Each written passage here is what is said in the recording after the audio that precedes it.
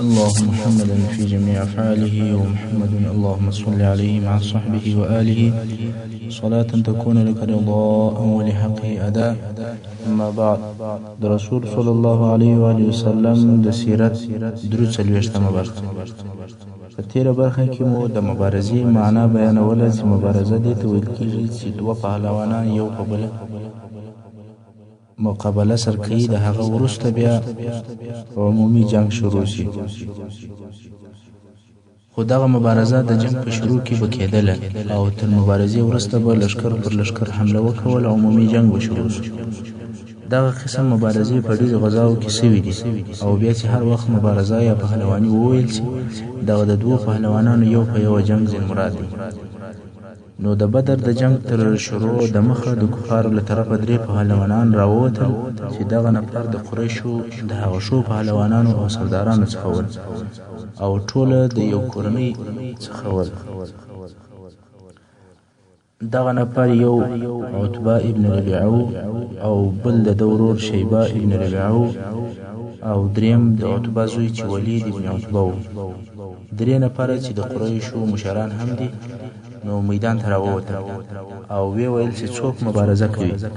سمدستي د انصارو د ځوانانو څخه درې نفر ووتل چې یو یې عوف ابن حارث او بل یې معاذ ابن حارث چې سره ورونه دي او مور یې عفرا رضیالله عنها نومیږي او دریم یې عبدالله ابن رواحه رضیالله عنه. د انصارو څخه دغه درې نفره د هغو درو مشرکانو مخ ته د مبارزې دپاره ودرېدل. مشرکانو نه پیژندل، نو یې پوښتنه ځینې وکوله، تاسې څوک یاست؟ انصارو خپل ځانونه ور وښول،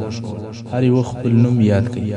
مشرکانو وویل تاسې ښه قوم یاست، نسب مو لوړ دی، اشراف او زموږ سیالان یاست، نو موږ ستاسې سره کار نه لرو بلکې د خپل قوم څخه نفر غواړو. او بیا یې نارې کړه، یا محمد صلی الله علیه وسلم، موږ ته زموږ د قوم څخه زموږ سیالان راوباسه. رسول صلی الله علیه وسلم وفرمایل، یا عبیده ابن حارث چې دا د رسول صلی الله علیه وسلم د اکا زوی و، یا حمزه چې دا د رسول صلی الله علیه وسلم اکا دی، یا علی چې دا رسول صلی الله علیه وسلم د اکا زوی دی، ور ولاړ سئ.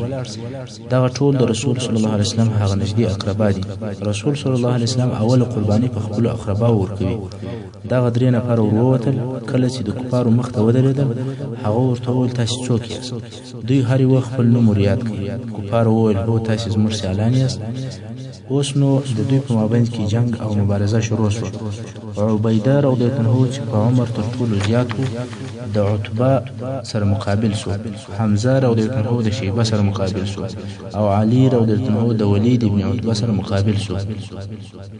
حمزه او علی رضیالله عنهما خپل مقابل طرف ته موقع نه کول، ډیر ژر یې ووژل. مګر عبیده او عتبه هر یو په خپل مقابل طرف کې د تورې وار وکړ. دواړه زخمي شول او پر مځکه ولوېدل. په دواړو کې روح شته او ژوندي دي، خو د حرکته ولوېدل. علي او حمزه رضیالله عنهما ژر ورغلل، عتبه یې ووژه او عبیده رضیالله عنه چې پښه یې پرې شوې وه د مسلمانانو لښکر ته یې راوړ. خو بیا د بدر تر غزا 4-5 ورځې وروسته چې مسلمانان مدینې منورې ته ولاړل، په لاره کې دی وفات شو. د بدر په جنګ کې اول هغه کسان چې د کفارو څخه ووژل شول هغه دغه درې نفره وو. اوس نو مشرکان نور مبارزه او پهلواني نه غواړي، ځکه درې سرداران یې په یوه وارې د لاسه ورکړل چې دغه د دوی وژل کېدل و کفارو ته ډېره سخته ضربه وه. د دغې مبارزې آخري او انتها کفارو او مشرکانو ته د بدۍ او د بدبختۍ شروع وه چې یو وارې درې نامتو پهلوانان او مشران د دوی څخه ولاړل. نو د کفارو قهر او غضب پر جوش راغی او په یو وارې په مسلمانانو هجوم وروړی. کله چې رسول صلی الله علیه وسلم ولیدل چې کفار یو ځای حمله کوي، نو یو عجب امر وکړ او وی فرمایل ټول مسلمانان پر زنګنو کښېنئ. کفار ورته ګوري او دا اول واری دی چې په دې ډول سره جنگ ویني. په جنگ کې د عربو عادت داسې و چې حمله به کول او بیا به ځغستل، بیا به حمله کول او ځغستل، چې دغسې جنگ ته په عربي کې کره و فره ویل کېږي، یعنی وار وکړه او بیا وځغله، بیا وار وکړه او وځغله. په جنگ کې د عربو دغه طریقه زده وه، نورې طریقې نه وې ورمعلومې. مګر اوس ویني چې مقابل طرف په یوه صف کې د جنگ لپاره پر مځکه ورته ناست دي او په ناسته جنګ کوي. مشرکان نه پوهېږي چې دا څنګه جنګ، خو دغه کار په جنگ کې یو نوې طریقه و او د رسول صلی الله علیه وسلم حکمت و. رسول صلی الله علیه وسلم خپل لشکر امر کوي چې پر ځنګنو کښیني او خپل ځانونه د غشو څخه په زغرو او په سپرو باندې ساتي. حتی مسلمانانو پوره زغرې هم نه درلودې ځکه دوی د جنگ دپاره نه وراوتلي. نو د هر نفر سره چې به سپر یا زغره وه نو ځان او د بغل ملګری به دواړه ساتل. رسول صلی الله علیه وسلم وفرمایل پرېږدئ چې اوله حمله کفار وکړي کې په غشو ویشته لاس ناست اوسئ او ځانونه په زغرو باندې ساتئ. خو بیا کله چې کفار نږدې درته رالل په یوه وار ټول پر راوغورځئ داسې حمله پر وکړئ لکه د یوه سړي. د عربو دا قسم جنګ نه و زده. هغه یو معلومه طریقه یې وه چې همیشه به پر هغه قسم باندې دوی جنګېدل. خیر ابو جهل پر کفارو د هجوم امر وکړي او کفار هم قرار قرار مسلمانانو ته ورنږدې کېږي.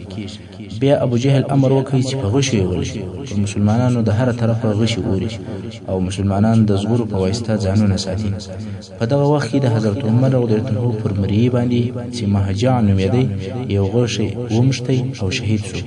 نو په بدر کې د مسلمانانو د طرفه اول شهید د حضرت عمر رضی الله عنه مریي مهجع دی او دوم غشی چې وشتونکی نه و معلوم او څوک نسول په پوه چې د کومه طرفه رالی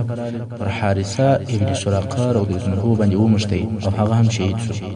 دغه دوه نفره د بدر د غزا اول شهیدان او بیا پس له جنګه د دغه حارثه مور و رسول صلی الله علیه وسلم ته ورله او په ژړا یې وویل یا رسول الله د حارثه د حال مې خبر کړه. مور یې ډېره خوابده ده ځکه زوی یې په جنګ کې ګډون هم نه وکړي. نو دا په تشویش کې وه چې آیا د حارثه مرګ د شهادت وي که نه. نو د حارثه مور په وروسته کې رسول صلی الله علیه وسلم ته راله او ورته وویل د حارثه په حال مې خبر کړه که په جنت کې وي خو صبر به وکړم او که غیر له جنت څخه وي نو الله جل جلاله به زما څخه هغه کارونه وویني چې زه کوم.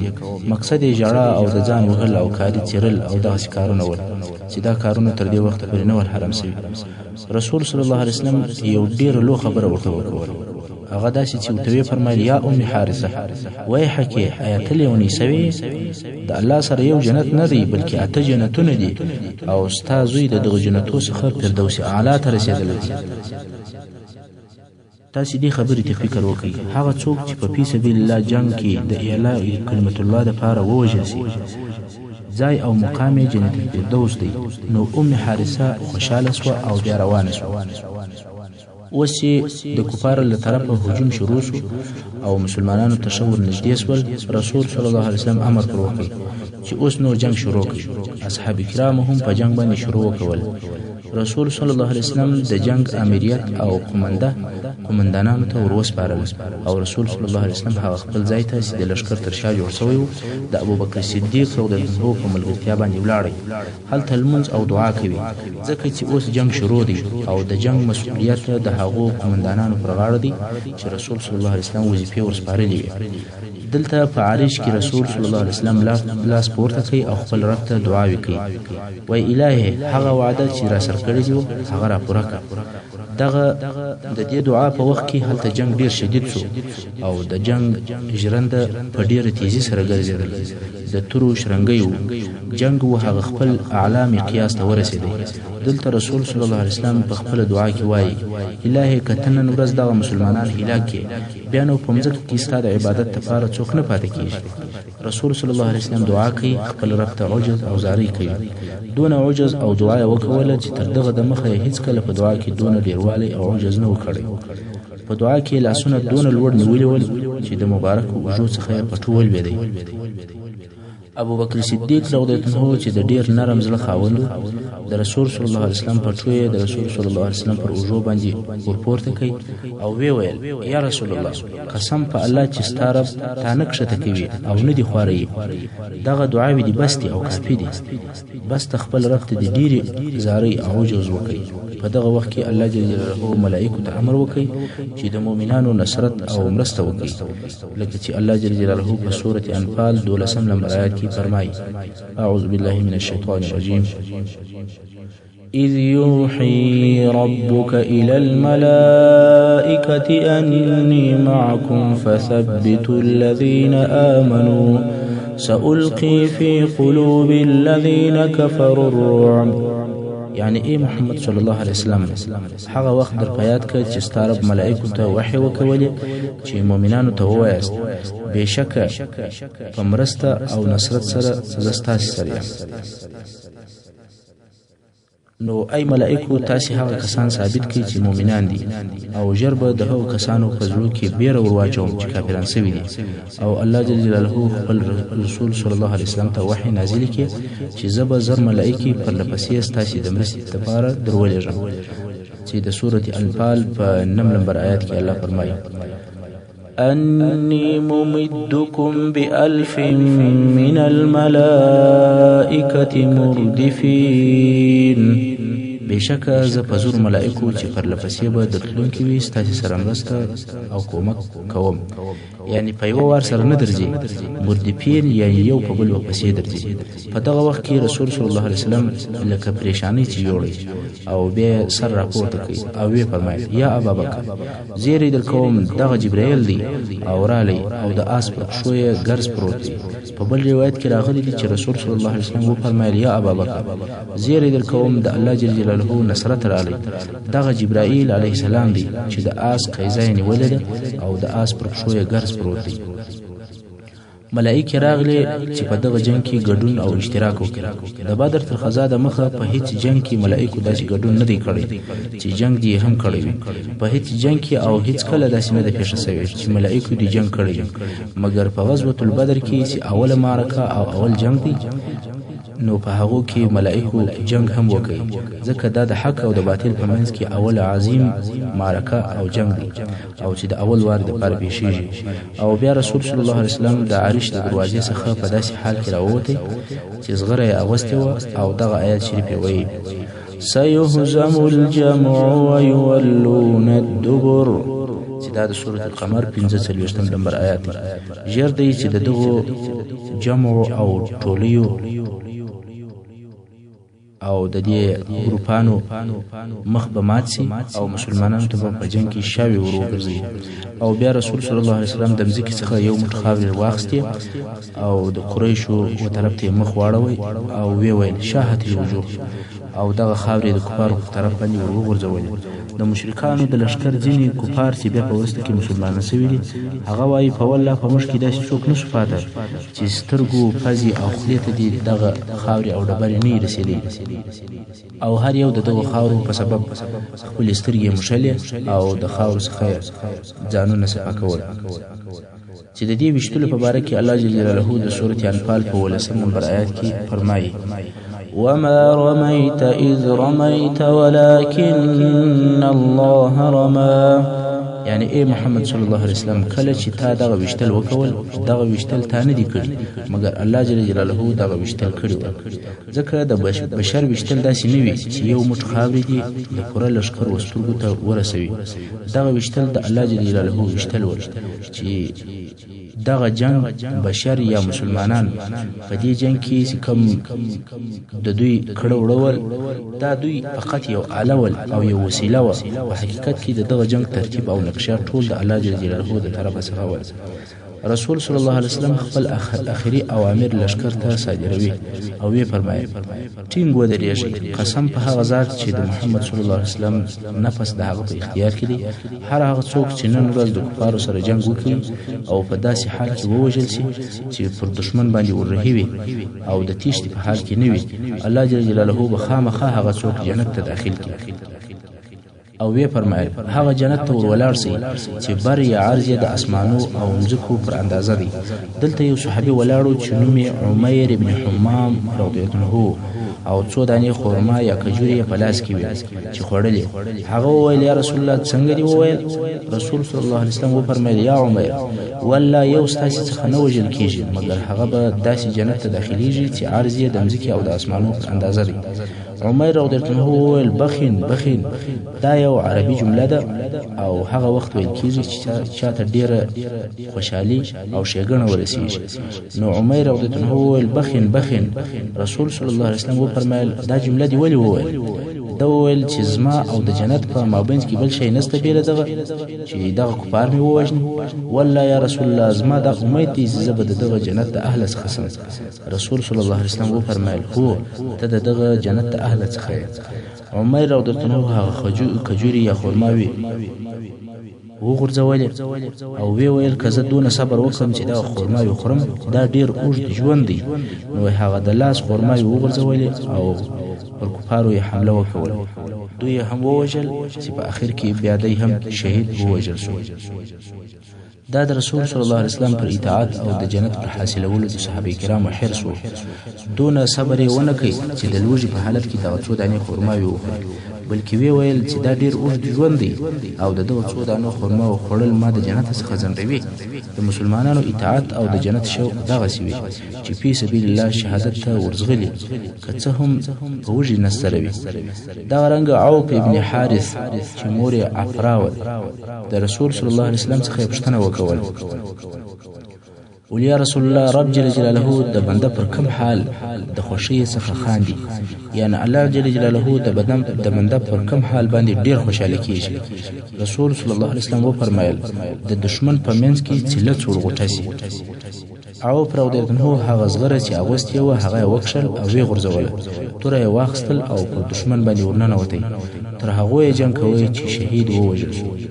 کله چې رسول صلی الله علیه وسلم پر مسلمانانو د هجوم امر وکړي په دغه وخت کې د دشمن هغه اولنی هجوم څه سپک سوی و حماس یې فاشل سوی و دغه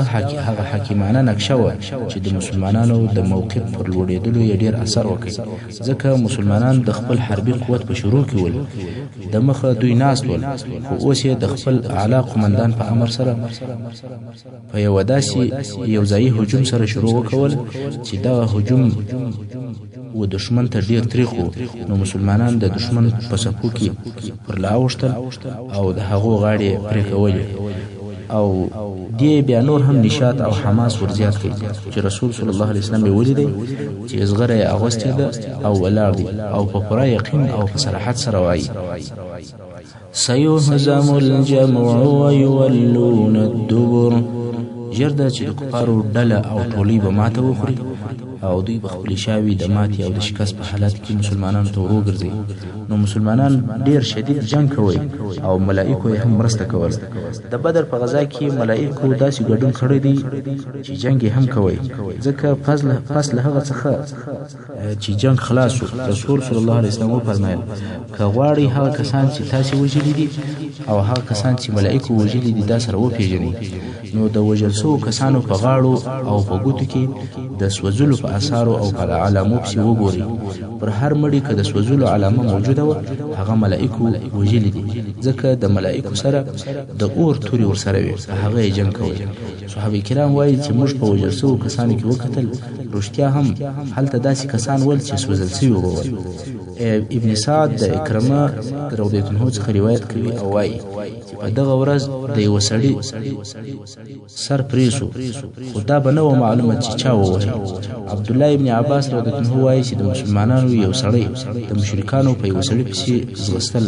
چې دغه مسلمان لوړ د چلاخي یا د کمچینې د وهلو اواز واورېدی او د یو چا غږ یې واورېدی چې ویل یې را د مخه څه حیزوم او بیا یې ولیدل چې د هغه مشرک سر د ده تر مخه پرې شو هغه مسلمان دغه قصه رسول صلی الله علیه وسلم ته وکوله رسول صلی الله علیه وسلم وفرمایل صدقت رښتیا وایه دا د دریم اسمانه څخه مرسته وه نو دا هغه ملائکه وه چې خپل ملګري ته یې ورنارې کړل او بیا یې هغه کافر ووهي ابو داود مازنی رضی الله عنه وایي زه په یو مشرک پسې وم چې په توره یې ووهم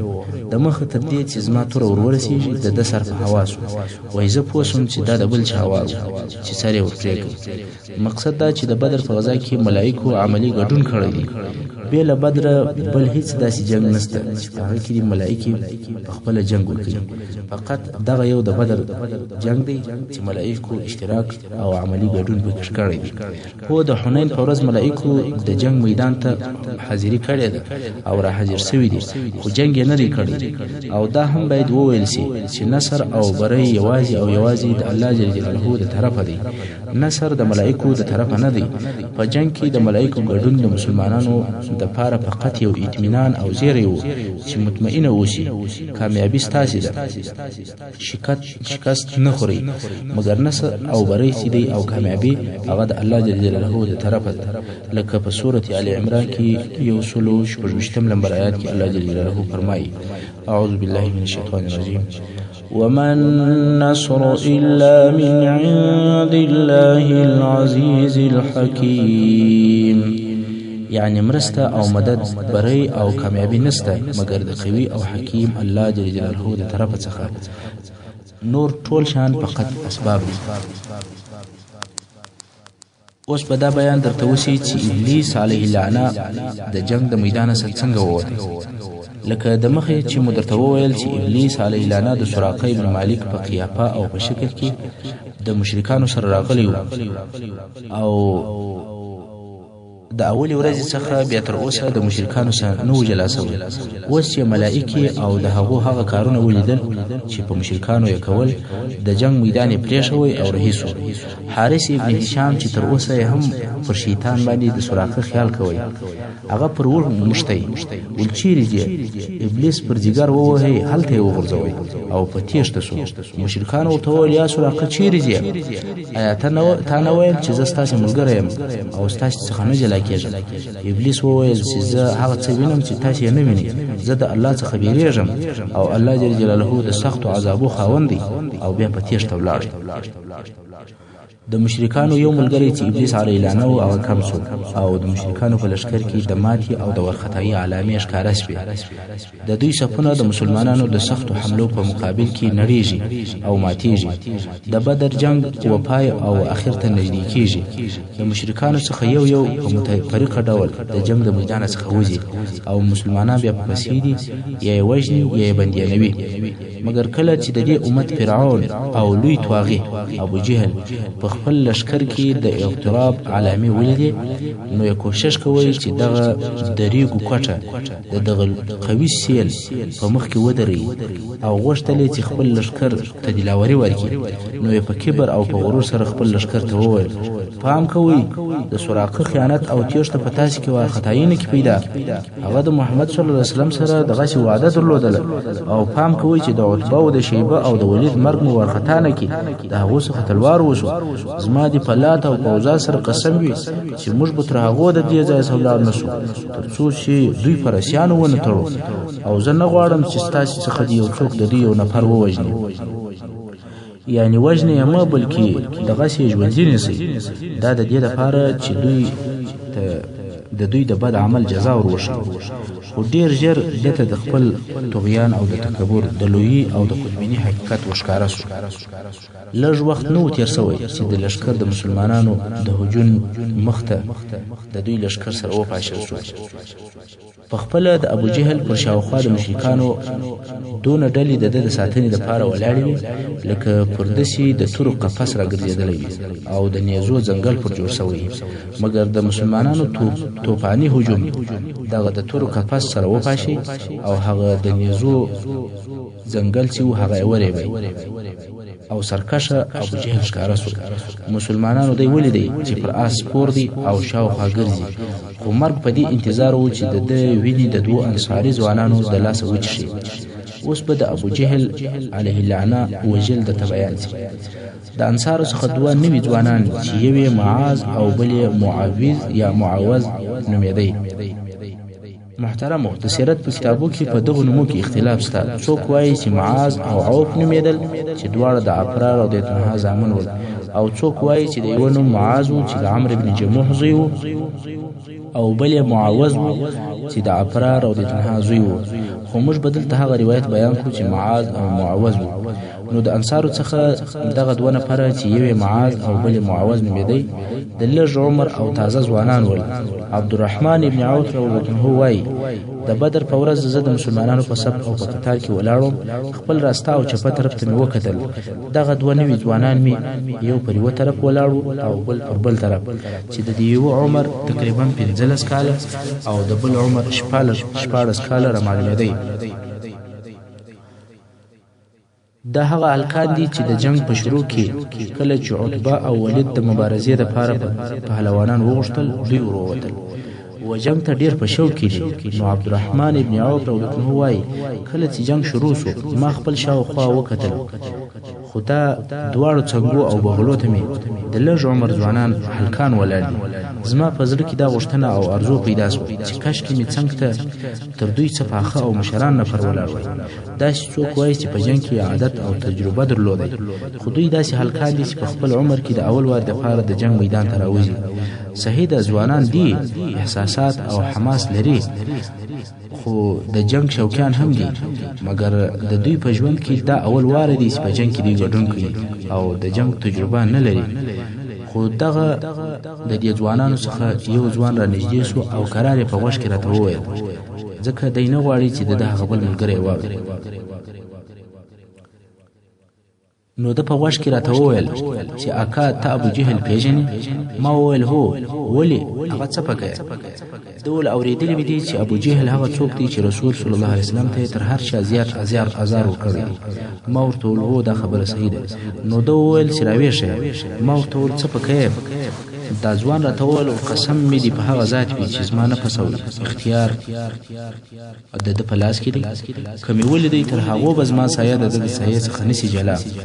تر څو چې په موږ کې هغه څوک ونه وژل سي چې د مخه یې اجل پوره سوی. سبحان الله، دا څونه همت او مړانه ده. غواړي چې د کفارو د لشکر مشر ووژني. عبدالرحمن رضی الله عنه وایي زه په تعجب کې شوم او ځوان ته مې وویل که مې ولیدی در وبېږه. عبدالرحمن ابن عوف رضی الله عنه وایي لږ وخت وروسته هغه بل ځوان را نږدې شو او په غوږ کې هغه خبره راته وکوله کوم چې بل ځوان راته کړې وه. عبدالرحمن رضی الله عنه وایي د مخه زما د زړه غوښتنه دا وه چې څنګ ته مې تجربه کاره او په جنګ پوه خلک ولاړ وی، مګر کله چې مې په دوی کې دغه همت او مړانه ولیدل خوشحاله شوم چې دوی غوندې همتناکه ځوانان مې څنګ ته ولاړ دي، ځکه دا څونه لوړ همت او شجاعت دی چې په جنګ کې په بل چا غاړه نه باسي او د دوی څخه هر یو غواړي چې د کفارو د لشکر مشر ووژني. عبدالرحمن ابن عوف رضی الله عنه وایي لږ وخت وروسته ابو جهل ښکاره شو چې پر آس سپور په خلکو کې ګرځېدی، مګر داسې معلومېدی لکه ونه په ځنګله کې، یعنې د ده د ساتنې دپاره شاوخوا ډېر خلک پر راګرځېدلي ول. په ځنګله کې هم ونې ډېرې وي، نو د ابو جهل پر شاوخوا هم ډېر خلک ول، ځکه دی د لشکر مشر او د کفارو په لشکر کې هغه مهم سړی و. نو خود مشرکان پر ده راګرځېدلي ول، هر طرف ته چې دی حرکت کوي ډله ډله مشرکان ورسره دي او د ساتنه کوي. عبدالرحمن رضی الله عنه وایي نو د دغه دوه ځوانانو ته مې وکتل او ورته ومې ویل هغه پوخ سپین ږیری سړی ویني چې شاوخوا خلک پر راګرځېدلي دي؟ دوی ویل هو. ما وویل دغه هغه سړی دی چې ستاسې مطلوب او تاسې یې غوښتنه کوله. عبدالرحمن رضی الله عنه وایي ما له خپله خبره نه وه پوره کړې چې دوی لکه دوه غشي په ځغستا پر هغه طرف وررهي سول. هر یو کوشش کوي چې تر هغه بل ور دمخه سي څو د کفارو لښکر ته ورسېدل. کم خلک چې د ابو جهل پر شاوخوا ول هغه یې پرې وو څو ابو جهل ته لار پیدا کړ. کله چې ابو جهل ته ور ورسېدل دواړو واره یې پر وکړئ، یوه هم په تور ووهئ او بل هم. ابو جهل غوځار شو.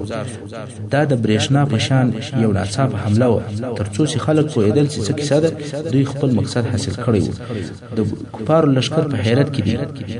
ځکه هیڅ چا د دغه ناڅاپه هجوم تصور نه سوی کولی. ابو جهل غوځار شو، که څه هم مړ نه دی روح پکښې دی، خو وینې په وارې ځینې وهي. او بیا دغه دوه ځوانان و رسول صلی الله علیه وسلم ته ورغلل، د ابو جهل د وژلو حال یې ورته وویل. رسول صلی الله علیه وسلم پوښتنه ځینې وکول چې په تاسې کم یې ووژئ؟ هر یې وویل چې ما وژلی دی. رسول صلی الله علیه وسلم وفرمایل خپل تورې مو د وینو څخه پاک کړي دي دی اولیا. رسول صلی الله علیه وسلم د دې تورو ته وکتل او بیا ورته وفرمایل چې تاسو دواړه وژلي. او رسول صلی الله علیه وسلم د ابو جهل سلبه ان د پاته سامان او معاذ ابن عمرو بن جموح ته ورکړي ځکه معاذ ابن عفراء په دغه جنگ کې بیا شهید شو. د هغه وخت په جنگو کې دا قانون و چې د وژل شوي سړي پاته سامان د هغه قاتل و او هغه ته ورکول کېدی. محترم اوریدونکو څنګه چې وخت پای ته رسیږي زموږ پاته برخه د سیرت په راتلونکې برخه کې واورئ ان شاء الله تعالی. وصلى الله تعالى على خير خلقه محمد وآله وأصحابه أجمعين.